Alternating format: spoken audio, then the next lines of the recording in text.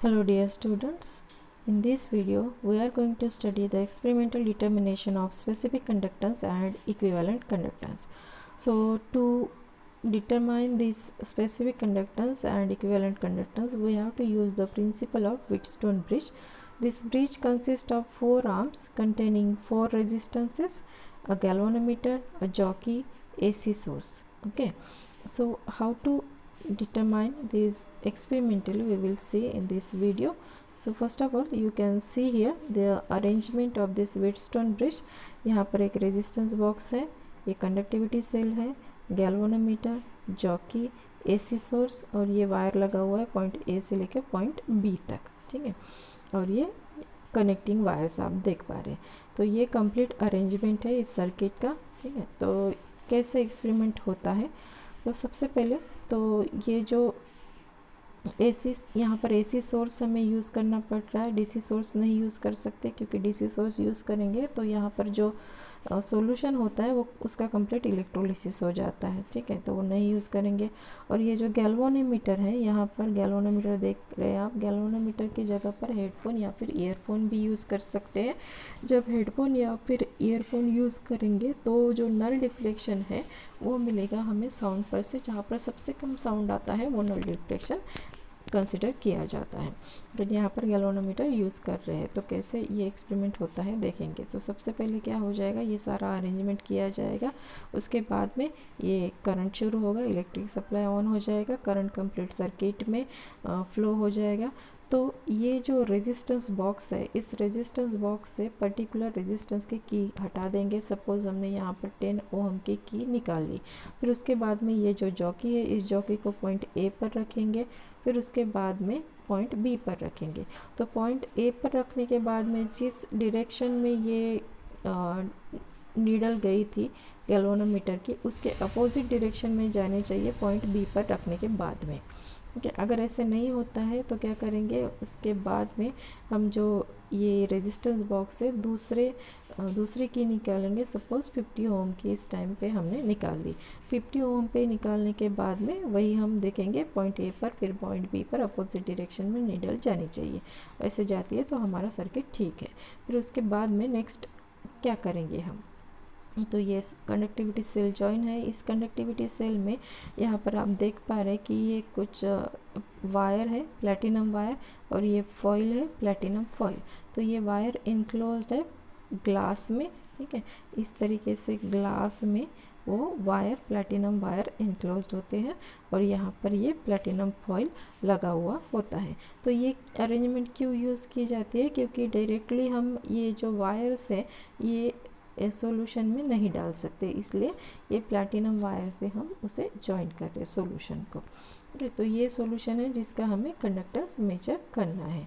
तो इस सॉल्यूशन का हमें कंडक्टेंस मेजर करना है। अब इस एक्सपेरिमेंट में हम मेजर करेंगे रेजिस्टेंस, कंडक्टेंस डायरेक्टली हमें नहीं मिलेगा, उस पर से हम कंडक्टेंस फाइंड आउट करेंगे by using this formula, that is C is equal to 1/R।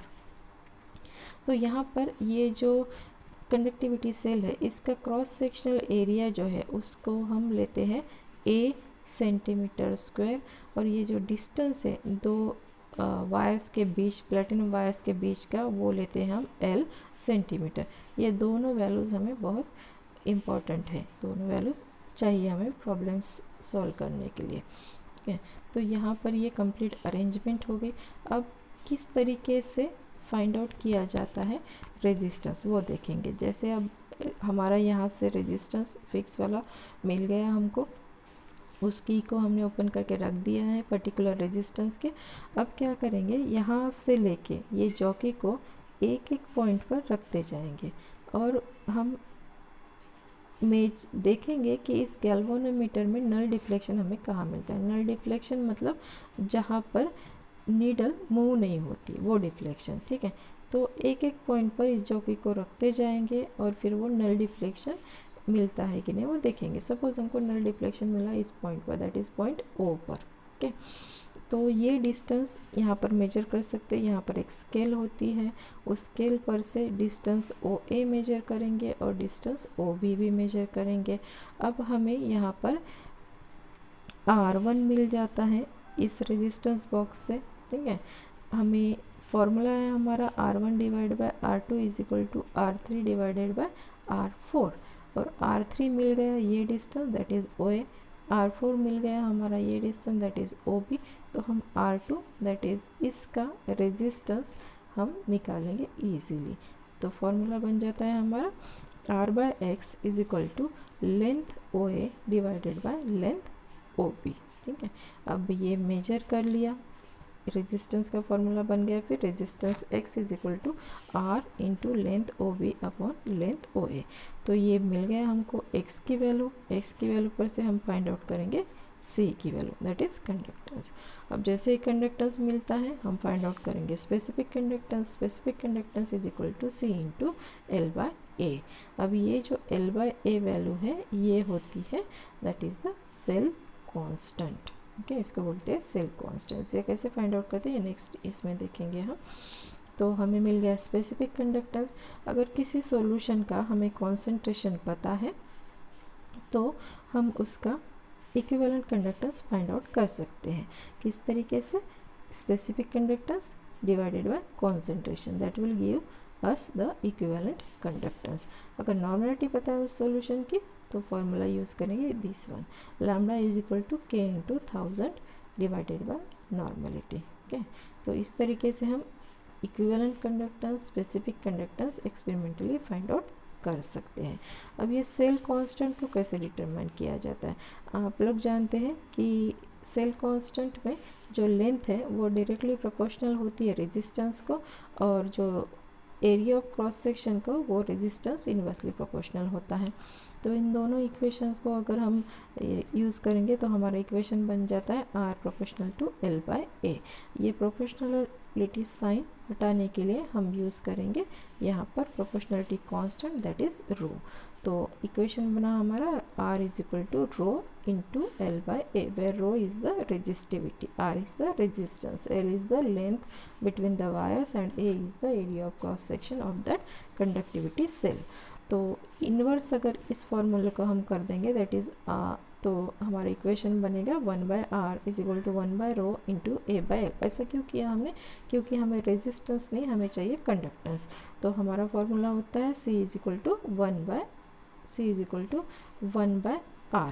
ठीक है, तो ये फॉर्मूला 1 बाय R, तो इसलिए हमने यहाँ पर इसे 1 बाय R कर दिया। तो इक्वेशन कैसे बना फिर हमारा? ये 1 बाय R मतलब हो गया कंडक्टेंस, 1 बाय रो मतलब हो गया specific conductance that is kappa. Okay, और ये A इंटू L। तो स्पेसिफिक कंडक्टेंस का इक्वेशन क्या बनेगा? Specific conductance is equal to observe conductance into L by A। तो ये L by A is nothing but the cell constant.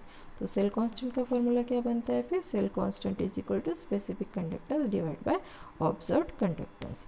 ठीक है, तो ये स्पेसिफिक कंडक्टेंस निकालने के लिए और इक्विवेलेंट कंडक्टेंस निकालने के लिए हमने व्हिटस्टोन ब्रिज का प्रिंसिपल यूज़ किया।